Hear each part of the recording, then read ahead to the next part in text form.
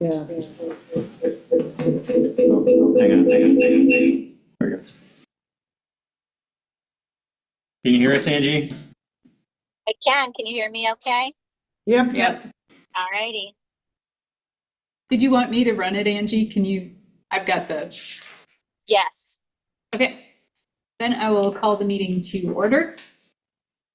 Proof of public notice per Wisconsin statutes. Notice of this committee meeting was posted on Friday, October 24th, 2025, per Jeremy Hill, District Administrator. I'd like a motion indicating the resolve of notice be legally posted.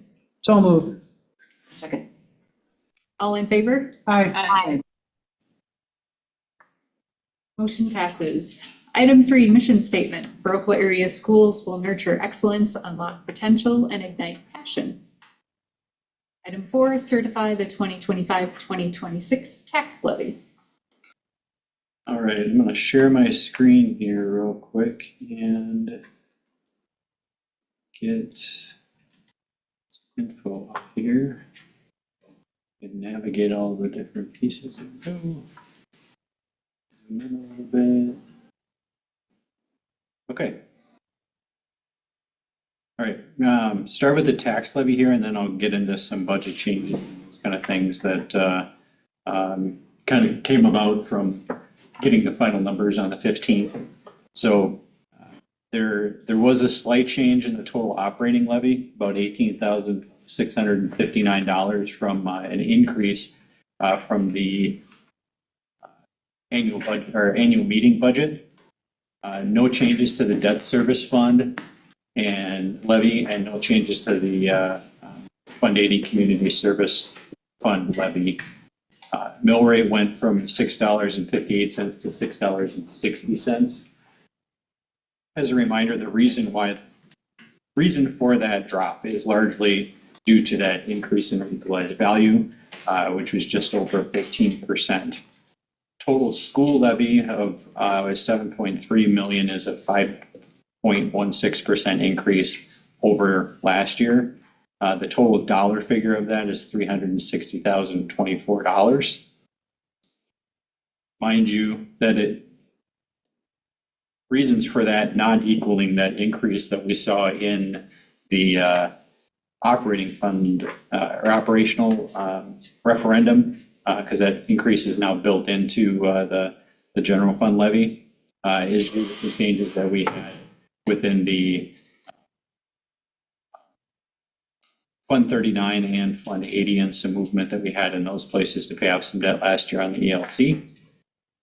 There were also slight differences in equalization aid, not much. We'll kind of go over those things here in just a moment. And then vouchers and already covered the equalized value. So that's kind of where those changes came in. The 50-cent mill rate increase would or decrease from the prior year would theoretically result in a $100,000 property being a $50 decrease in property taxes annually, a $75 decrease on a $100,000 property. Obviously, with increases in equalized value, some of that stuff kind of evens or washes out. But if there was a property that held static, that's sort of where that would end up. I did include on here some information about the school levy tax credit. The estimation for that this year is just under $50,000. When we account for that, and again, this is that number that the state provides taxpayers as relief towards the school levy. They don't give it to us first to be able to work into our numbers. They want to take the credit for it essentially and pass that on to the taxpayers. But if we factor that in, this 360,000 becomes about 310,000, and the increase is 4.45%. So of this $360,000, about $130,000 is due to vouchers. So that's a year-over-year increase in vouchers, which is a 36% increase. Chris, I'm wondering, are we going to be able to separate that out at all so that taxpayers can see it? Or are we not permitted to do that as we break down our mill rate? Can we break it down like that? We can do it in our communications. It isn't gonna show up on tax bills though. That would be something, at this point that I believe that some like municipalities have been done on their own, on tax bills in their municipalities, but there's no state law or anything along those lines that allows us to be able to, or that allows for that number to be broken out from the school levy. Does it disallow us to do it? It doesn't disallow it, but we can do it in our communication, but ultimately the thing that the taxpayer is gonna see is their tax bill. We don't have control over what's on the tax bill, the municipalities do. So either the city or the county or each individual municipality decides what's on their bill. Yeah, Has that conversation been taken place? I believe there have been some conversations with some municipalities, not ones that we've directed, but from other folks in the community. I don't know to what extent that has occurred though. Thanks. I just think that there needs to be some clarification so people understand what that means financially for them versus just saying, our mill rate, which, I mean, it's dropped. It drops every year, which, we're fiscally responsible, but there's that additional fee too. And I just want to be transparent with it. Agreed. So a little bit of a breakdown here on the next page. It kind of breaks out the different funds, the amounts in there, and then also the mill rate breakdown. The school voucher amounts in here, that's within that 5.3 million is the 1.1. So kind of talked about the operating level of it. The vouchers, as a reminder, that is essentially a bill that the DPI gives to us. We can claim an exemption for that on a revenue limit worksheet that then essentially passes that dollar figure on to the taxpayers. That's what the vast majority of schools that deal with vouchers do. In the first couple of years of having vouchers and dealing with that, we actually did eat that cost ourselves, but it quickly got to the point where that wasn't possible. So of that $4.83 that makes up the mill rate for Fund 10, 97 cents is for vouchers. Our debt service levy is set at the level in which we're just levying for what we need to be able to pay the payments on our debt for the coming year. The Fund 80 levy, kind of the breakup that we're sort of looking at there is $150,000 for the pool and $250,000 for the ELC.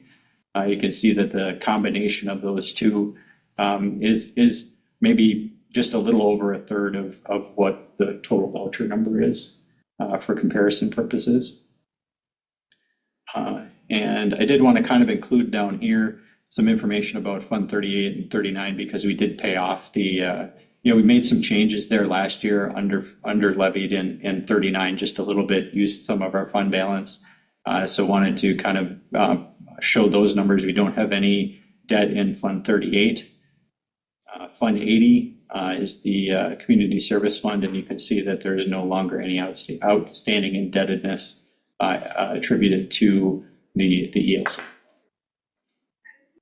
And if you have any questions as we go along, just let me know. So Fund 80, I thought we were going to try utilize Fund 80 at a higher rate with some of the other things that are going on with the school. Some, for example, we have in our school, and we have some different adult swim classes, and utilization of our tennis courts for pickleball and some things like that. Our AD has that increased? We haven't worked any of those things into this yet. I'm working on kind of trying to pull middle school sports under Fund 80 is sort of the next project within that area. It is something that we're looking at doing. We do a lot of administrative work for those sports right now. So being able to put that in here, have maybe a little more control over those programs and cover a portion of the AD salary that they're using on that administrative time within Fund 80 is something that we're definitely looking into. I think it would be,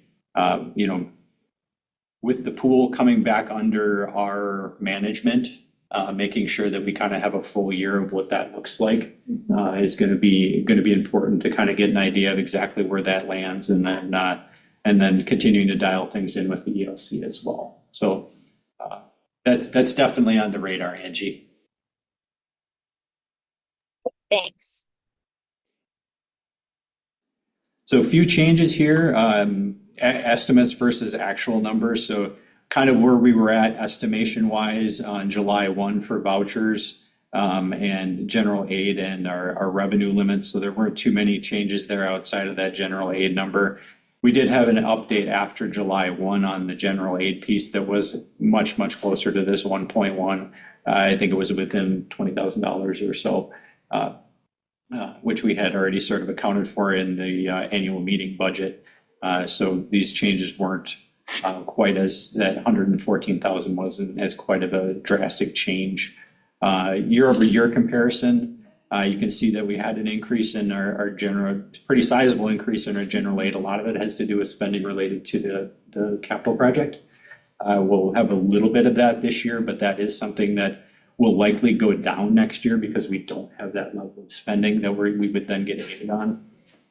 You can see the $130,000 increase in vouchers. Our overall revenue limit increased as well. The maximum revenue per member, that's $325 increase that we get annually. That was part of a bill that passed and we'll get for the next 398 years. Something along those lines. You can see that there. As a reminder, out of the state budget, there was no, first time in memory, if not ever, that there was no increases to general aid. So that increase there, while we're getting more per pupil, is essentially directly passed to the taxpayer because we didn't get any additional state money to help cover that. This might be a really dumb question. Maximum revenue per member, member of, It's basically students in the school district, whether they come here or not. okay, got it. That's what that membership is over enrollment. So current membership average, you can see a little bit of a decrease there. The total membership, when we factor in summer school, which we do get a partial credit for, was 999 this year. This average membership number, as it rolls forward, once we actually get, I should say, it's actually a little bit over 999. We're a little over 1,000. Once we get under 1,000, we actually qualify for Smart City Aid, which is a little bit of additional money that can help as we, get our become smaller as we go along, which is where enrollment projections kind of sit. So our total FTE, actually that's that number there, it's a little over 1,000. If it was a little less, we'd get a little more money, but that is what it is right now. We're obviously getting help by having those figures in there now too. The open enrollment piece, some relatively large changes there. We didn't quite hit where we were estimating on open enrollment end, and you can see it's a 2 student drop from last year. Then we had a 21 student increase over last year, and this is just looking at this third Friday count in September. And so you can see that we got a larger movement out there, and I will, once we kind of get to budget adjustments, I can kind of explain how that has impacted the budget for this year. I won't get into that too much right here. Yeah, we'll spell it out a little bit later. Did want to kind of include here where neighboring districts in the area, our conference and then other local school districts sit from a voucher perspective as well. You can see our percentage is significantly higher than many of the districts around us. That is and has been that way for quite some time. Our voucher number, although we don't get actual numbers of what is going where, We do know that the total amount going to voucher schools this year in the entire state is about $700 million. 500 million or $50 million are going to the Academy of Excellence in Milwaukee. We know of local families that do utilize that, and that sort of coupled with the private schools in town that also take vouchers is really the reason that our number is as large as it is, especially compared to some other neighboring districts. Did include some graphs here as well, just for sort of a different way of looking at things. So you could see a historical levy breakdown, the different elements and pieces within that. This darker band being the referendum debt levy, and you can see that kind of popping up this year. Again, there was that imbalance last year because we did shift some of that referendum debt levy into the community service levy to pay off the debt on the ELC. So that's why this number is, or these sections look as they do now and have changed in 25, 26. You can see historically our mill rate has dropped. A lot of this is due to the, when we're talking about an increase in our dollar figure of our levy and a decrease in our mill rate, that just means that our equalized values have increased. 25, 26 is going to be the fourth year in a row where we've seen a double-digit increase percentage-wise in our equalized value. Hopefully at some point that will level out a little bit and not just continue this trend line that we've seen here. You can see the impact of vouchers over that period of time as well. Sort of meteoric increase over the course of only 6 years. And then our 3-year FTE average decrease, largely due to decrease in birth rates and our class sizes in the elementary school being smaller. And then just kind of a shift in open enrollment. So the orange line is in and the blue line is out. Okay. That's what I have for the levy. I don't know on the agenda. I'll move to certify the 2025-2026 tax levy as presented. I'll second it. Any additional questions or comments? Angie, anything? No, I think that we've already talked about the concern of more students going out of the district versus coming in, and that's, something that the district's working on. All right, all in favor, vote by saying aye. Aye. Aye. Opposed? Motion carries. 2025-26 budget. All right, I'm going to start with adjustments. I think it's probably the easiest way to go about doing this. So this is basically us adjusting our budget that we approved at the annual meeting using figures that were made available after the annual meeting, most of which come out on the 15th of October. So the bulk of what we see here, like the property tax changes, is in relation to our change in our levy. The payments for services is our open enrollment in. Our state aid change here as well, so you can see that was really pretty close. Our AGR funding, which at this point is still an estimate. We don't have figures on that yet, but it is going to decrease because that is based on an enrollment in the elementary school K through 3. Since we've seen some smaller numbers there, that number is going to likely go down. So that's an estimation at this point. A little bit of an increase in our other revenues, and there's a fair number of things in here related to Title I and the budgeting of Title I. And I'm just shifting essentially the way that had sort of been done historically in the past.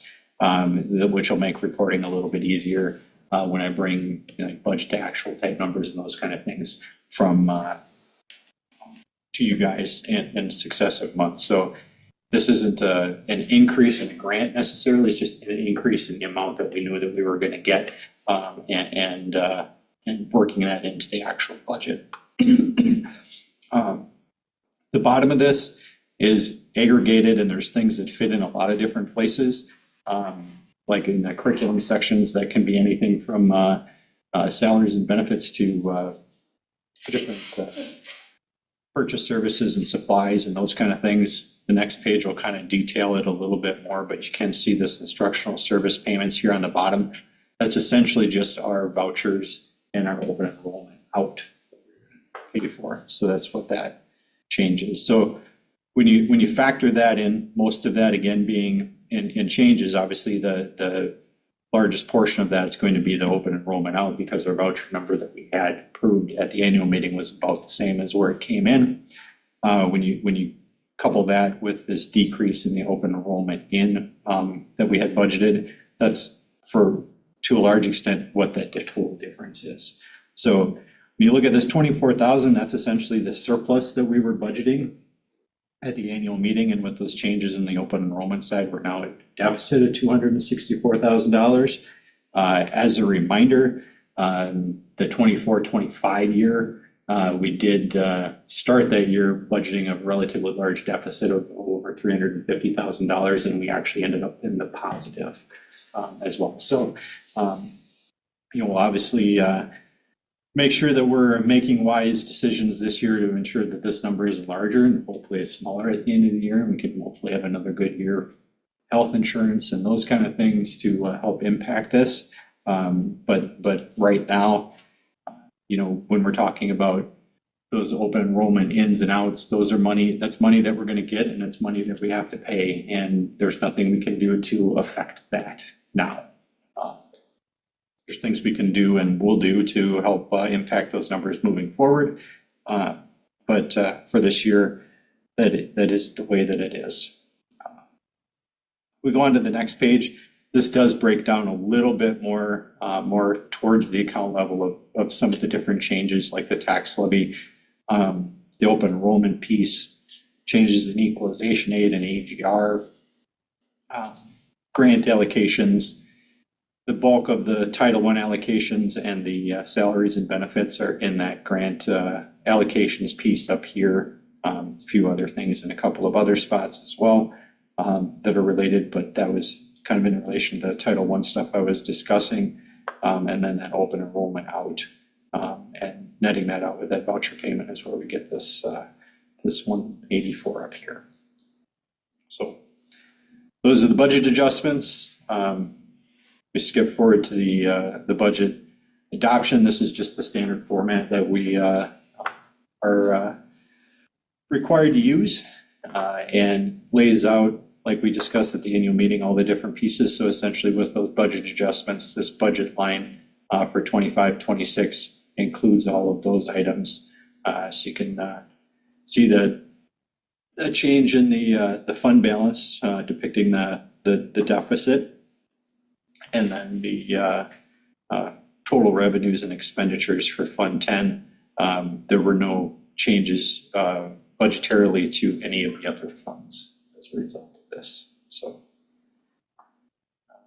the last piece being the budget publication, which is just a piece of information that we will then send out to our news sources to have this published in the paper. So it's just essentially an aggregated version of the budget adoption format, and includes some information about our levy as well. So all those numbers we would have seen before. Any questions?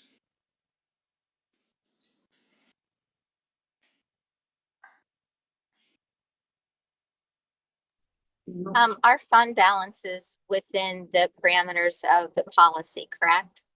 It is. Prior to last year, it still was as well, as a reminder there. So even with that large deficit from last year, we actually made some ground, moved the other direction. And then this deficit is actually less than that one. So if we carry that all forward, we are still within policy limits there, yes.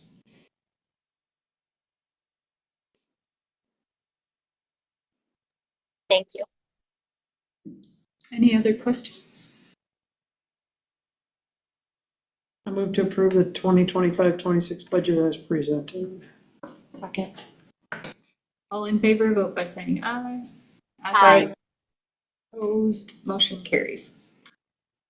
Motion to adjourn. Second. Adjourned. Thank you, everybody. And Good trip to drive safe. Have a good time. All right, have a good week.